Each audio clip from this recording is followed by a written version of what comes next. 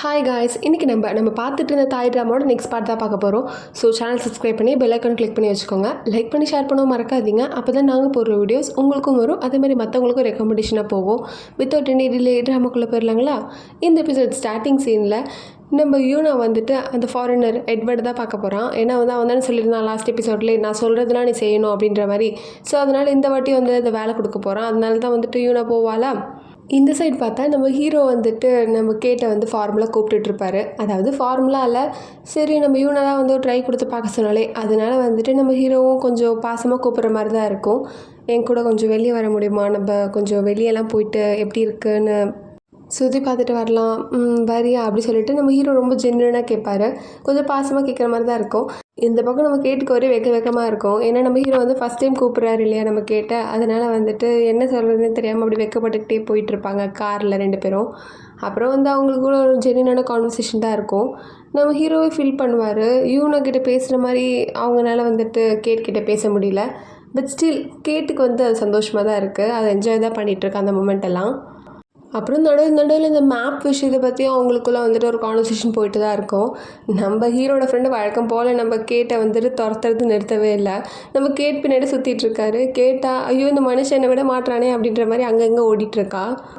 அப்புறம் நம்ம கேட்டை பிடிச்சி எப்படியோ வந்துட்டு வழக்கம் போல் வந்து பேச ஆரம்பிச்சிடுறாரு. அப்புறம் என்ன சொல்கிறாருன்னா, நான் ஒன்றும் வந்துட்டு தவான்னு பற்றி தப்பாக பேசுகிறேன்னு நினச்சிக்காத, எனக்கு அப்படி தோணுச்சு, அதனால தான் உங்ககிட்ட அப்படி கேட்டேன், மற்றபடி வேறு எதுவும் இல்லை, நீங்கள் 2 பேரும் நல்ல ஃப்ரெண்ட்ஸே இல்லையா, அதனால தான் உங்ககிட்ட கேட்டு தெரிஞ்சுக்கலான்னு வந்தேன், மற்றபடி வேறு எதுவும் இல்லை, சரி அப்படி சொல்லிட்டு அங்கேருந்து போய்ட்றாரு.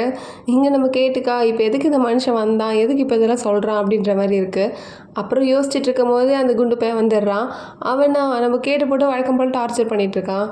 உனக்கு நான் சொல்கிறதே புரிய மாட்டேங்குதா, தவானுக்கும் யாய் சாருக்கும் எதுவும் ரிலேஷன்ஷிப் இருக்குது, அதனால தான் நான் உன்னை வந்து கேட்டுட்ருக்கேன், ஒரு ஃப்ரெண்டாக உனக்கு எப்படி அது தெரியாமல் போச்சு அப்படி சொல்லிட்டு அவன் நோண்டி கேட்டுட்ருக்கான். நம்ம கேட்டுக்க அந்த நிமிஷத்தில் என்னை விடுறேன், நான் இங்கேருந்து போயிடுறேன் அப்படின்ற மாதிரி மைண்ட் செட் இருக்குது. அதனால இங்கே பாரு, எனக்கு அதெல்லாம் தெரியாது, நான் உங்ககிட்ட எத்தனை வாட்டி சொல்கிறது, எனக்கு நிறைய வேலை இருக்குது அப்படி சொல்லிட்டு அவனை சமாளிச்சுட்டு அங்கேருந்து போயிடுவா. இந்த பக்கம் அப்படியே கேம்பை காமிச்சா அந்த எட்வர்ட் வந்துட்டு என்ன பண்ணிகிட்ருப்பான்னா, நம்ம யூனாவை வந்துட்டு வேலையாக வாங்கிட்டு இருப்பா. என்ன சொல்லிட்டு இருப்பானா, தண்ணி நிரப்பு. தண்ணி நிரப்பணுமா, ஆமாம் இப்போ எனக்கு சுடு தண்ணியில் ஒரு குளியலை போடணும், அதுக்காக நீ தான் தண்ணி நிரப்பிட்டு வர அப்படின்னு சொல்லிடுவான். ஸோ பொண்ணு வந்துட்டு தண்ணியெல்லாம் நிரப்பிட்டு இருப்பாளா, அப்புறம் சுடு தண்ணியை நிரப்பி முடிச்சிருவா. இந்த எட்வர்ட் வந்துட்டு குளிக்கலாம் அப்படி சொல்லிட்டு மேலே ஷர்ட்டில் ரிமூவ் பண்ணியிருப்பான். அதை பார்த்தோன்னே நம்ம யூனா வழக்கம் போல் ரியாக்ட் பண்ணிடுவான். என்ன சொல்லிடுவானா, எதுக்கு இப்படி நிற்கிறீங்க, இப்போ இதில் என்ன இருக்குது, நம்ம 2 பேரும் ஆம்பளை பசங்க தானே, முன்னாடி எனக்கு இதில் நிற்கிறதுல எனக்கு ஒரு பிரச்சனையும் இல்லை, சரி உனக்கு எதாவது பிரச்சனையா அப்படி சொல்லிட்டு அவன் வந்து நம்ம யூனா கிட்ட வம்பிழுக்க போவான்.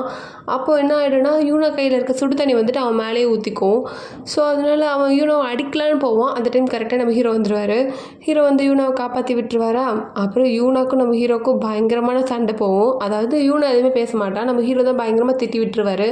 இதுக்கு தான் நான் அப்போவே சொன்னேன், இதெல்லாம் தேவையில்லாத வேலை, அவன் சொல்கிறதெல்லாம் கேட்கக்கூடாதுன்னு, இப்போ பாரு எங்கே வந்து நிற்குது பாரு அப்படி சொல்லிட்டு நம்ம ஹீரோ வந்து பயங்கரமாக கத்திடுவார். யூனா அதனால் வந்து சைலண்ட்டாக இருப்பாள். வண்டியில் வரும்போது கூட எதுவுமே பேச மாட்டாள்.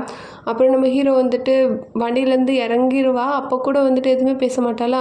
ஹீரோக்கே கஷ்டமாக இருக்கும். அப்புறம் யூனா கிட்ட வந்து பொறுமையாக பேசிகிட்டு இருப்பாரு. இங்கே பாரு யூனா, நான் எல்லாமே உன் நல்லதுக்கு தான் சொல்கிறேன் அப்படின்னு சொல்லிட்டு ஹக் பண்ணிட்டு சமாதானம்லாம் படுத்திட்டு இருப்பாரா. இதை கரெக்டாக நம்ம வந்து கேட்டு பார்த்துருவா.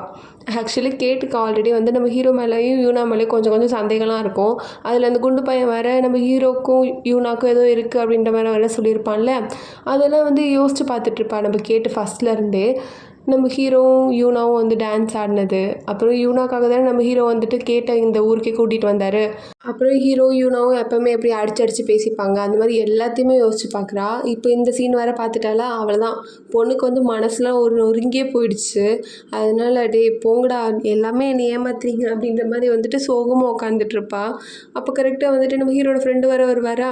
அவரை பார்த்தோன்னா அவளால் எமோஷன்ஸை கண்ட்ரோலே பண்ண முடியல. ஸோ அதனால் அவரை ஹக் பண்ணிவிட்டு அழவே ஆரம்பிச்சிடுறா.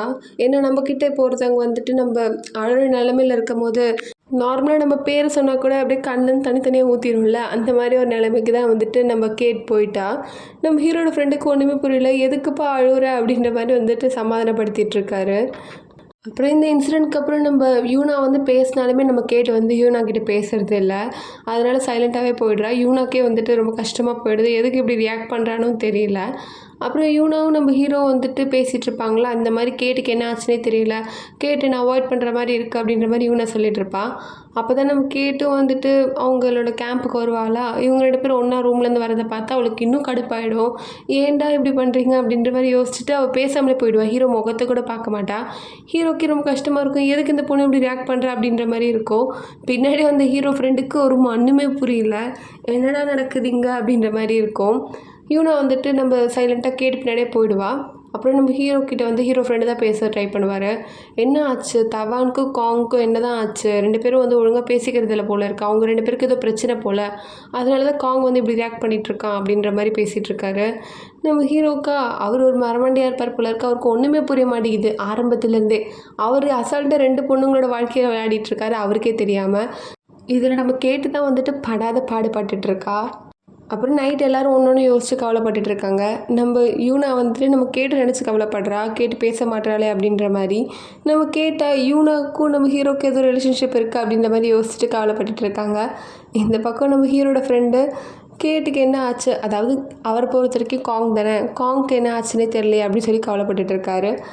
அப்புறம் நம்ம ஹீரோ வந்துட்டு யூனா சொன்னதெல்லாம் யோசிச்சு கவலைப்பட்டுட்டு இருக்காரு. லைக் யூனா வந்து என்ன சொல்லியிருப்பாங்கன்னா, இந்த மாதிரி அந்த எட்வர்ட் பற்றி பேசியிருப்பாங்க, அப்புறம் கேட் வந்து ஒழுங்காக பேசுறதில்ல என்கிட்ட அப்படின்ற மாதிரி சொல்லியிருப்பாங்க.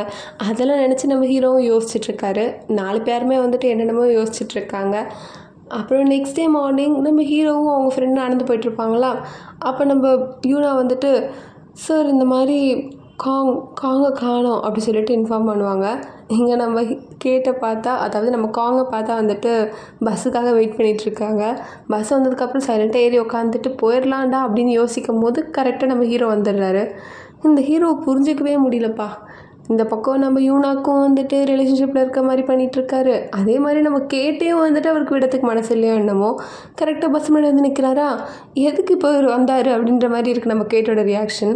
பஸ்ஸில் ஏறினவர் என்ன ஆச்சு, எதுக்கு இப்போது திடுதிடுப்புன்னு இந்த முடிவு, கேட்டா நான் காங் தானே, சரி என்ன வேணால் நினச்சிக்கோங்க, நான் இங்கேருந்து போகிறேன், நான் யாருக்கும் தொல்லை கொடுக்க விருப்பப்படல. என்னது தொல்லை கொடுக்குறியா, யாருக்கு நீ தொல்லை கொடுத்த, இல்லை நான் நிறைய பேருக்கு தொல்லையாக இருக்கணும்னு எனக்கு தோணுது, நான் இங்கேருந்து போனால் கரெக்டாக இருக்கும், ஆனால் நீ என் கூட தானே வந்த, அப்போ நான் தானே உன்னை கொண்டு போகிறதுக்கு பொறுப்பான ஆள், இல்லை நான் தனியாகவே போய்ப்பேன், இங்கே பாரு கேட் அப்படின்னு சொல்லிட்டு நம்ம ஹீரோ வந்து தனியாக பேசிகிட்ருப்பாரு. அப்புறம் உனக்கு தெரியும்ல நம்ம இங்கே வந்ததே நான் உன்னை புரிஞ்சுக்க தான், அப்படியா அப்படி சொல்லிட்டு நம்ம கேட்டுக்கு வந்துட்டு கொஞ்சம் ப்ளஷ்லாம் ஆகும். அதை பார்த்துட்டு நம்ம ஹீரோ, ஆமாம் உன்னை நான் புரிஞ்சுக்க தானே உன்னை நான் இங்கே கூட்டிகிட்டே வந்தேன், நம்ம அப்போ தானே நம்ம லைஃப்பை லீட் பண்ணுறதுக்கு ஒரு அர்த்தம் இருக்கும், 2 பேரும் தெரிஞ்சுக்கிட்டா தானே, அதுக்காக தானே நம்ம வந்தோம் இங்கே அப்படின்ற மாதிரி இல்லைனமோ சொல்லுவார். அதில் நம்ம கேட்டு மயங்கிட்டா வழக்கம் போல். அப்படி சைலண்ட்டாக வந்துட்டு 2 பேரும் கேம்புக்கு வந்துடுறாங்க. அதை பார்த்தோன்னே நம்ம யூனாக்கு அவ்வளோ சந்தோஷமாக இருக்குது. அப்போ தான் நம்ம ஹீரோ ஃப்ரெண்டு பக்கத்தில் தான் நின்றுட்டுருப்பாரு. யூனா வந்துட்டு காங் ஒரு வழி வந்துட்டியா அப்படின்னு சொல்லிட்டு ரொம்ப சந்தோஷப்படுவாளா. அப்போ வந்துட்டு நம்ம காங் வந்துட்டு எதுவுமே பேசாமல் சைலண்ட்டாகவே நின்றுட்டுருப்பா. ஏன்னா அவளுக்கு வந்துட்டு இப்போ லைட்டாக நம்ம ஹீரோ மேலே வந்து இன்னும் வந்து இன்ட்ரெஸ்ட் அதிகமாக இருக்குமா, அதனால் கொஞ்சம் லைட்டாக வெக்கப்பட்டுக்கிட்டே நின்றுட்டுருப்பா. அதை பார்த்து நம்ம யூனா வந்துட்டு வரிசையாக கேள்வியாக கேட்டுட்ருப்பான் நம்ம காங் கிட்ட, எதுக்கு போனேன், எங்கே போனேன், என்ன ஆச்சு அப்படி சொல்லிட்டு வரிசையாக கேள்வியாக இருக்கும். அதை பார்த்துட்டு நம்ம ஹீரோ, அதெல்லாம் ஒன்றும் இல்லை, நீ வந்துட்டு 2 பேரும் ரூமில் போய் கொஞ்சம் ரெஸ்ட் எடுங்க, அப்புறமாட்டு பேசிக்கலாம் அப்படி சொல்லிட்டு அனுப்பி விட்டுருவார். இந்த பக்கம் ரூமுக்கு வந்த யூனா வந்து ரொம்ப கவலையாகவே கேள்வியாக கேட்டுட்ருப்பா. இங்கே பாரு, உங்களுக்கு ஏதாவது நான் தப்பாக எதாவது பேசிட்டேனா, உங்களை மரியாதை இல்லாமல் நடத்திட்டேனா, இல்லை உங்கள் மனசு கஷ்டப்படுற மாதிரி எதாவது பண்ணிட்டேனா, அதனால தான் நீங்கள் என்கிட்ட பேச மாட்டீங்களா, என்னை அவாய்ட் பண்ணுறீங்க போல் இருக்குது அப்படின்னு சொல்லிட்டு ரொம்ப கவலையாக பேசிகிட்ருப்பா. அதை பார்த்தோன்னே நம்ம கேட்டுக்கே வந்துட்டு மனசுலாம் ரொம்ப கஷ்டமாக இருக்கும். அதனால் இல்லை நான் தான் எதுவும் மிஸ் அண்டர்ஸ்டாண்ட் பண்ணிக்கிட்டேன், அதனால தான், வேறு எதுவும் இல்லை, இப்போ எனக்கு ஓகே தான், கண்டிப்பாக நான் உன்னை விட்டு போக மாட்டேன் அப்படி சொல்லிட்டு சமாதானம் படுத்திகிட்ருப்பாரு. அப்போது தவான் கையில் வந்து அடிபட்டிருக்கிறத பார்த்துட்டு, என்ன ஆச்சு இப்போ, இது எப்படி அப்படின்னு சொல்லிட்டு பதட்டமாக கேட்டுட்ருப்பாங்க.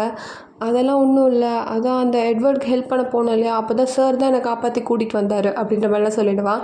அப்போ தான் நம்ம கேட்டுக்கே வந்துட்டு, ஓ அதுக்காக தான் அவர் போனார் போல இருக்கு அப்படின்ற மாதிரி, ஓ சரி நான் உனக்கு மருந்து போட்டு வரேன் அப்படி சொல்லிட்டு திரும்பியும் வழக்கம் போல் 2 ஹீரோயின்ஸும் வந்துட்டு ஒன்று சேர்ந்துருவாங்க. கடைசியில் நம்ம ஹீரோ யாரை தான் சூஸ் பண்ணுவார்னே தெரியல. 2 பொண்ணுங்களுக்கும் நடுவில் வந்துட்டு நம்ம ஹீரோ கேம் ப்ளே பண்ணணும்னு நினச்சி ப்ளே பண்ணுற மாதிரி இல்லை, பட் தானாகவே கேம் வந்துட்டு ப்ளே ஆகிற மாதிரி தான் எனக்கு ஃபீல் ஆகிட்டுருக்கு. ஸோ உங்களுக்கு என்ன தோணுதுன்னு கமெண்ட்ஸில் போடுங்க. நாளைக்கு பார்க்கலாம் வேறு எபிசோட். அது தென் ஸ்டே டியூட்.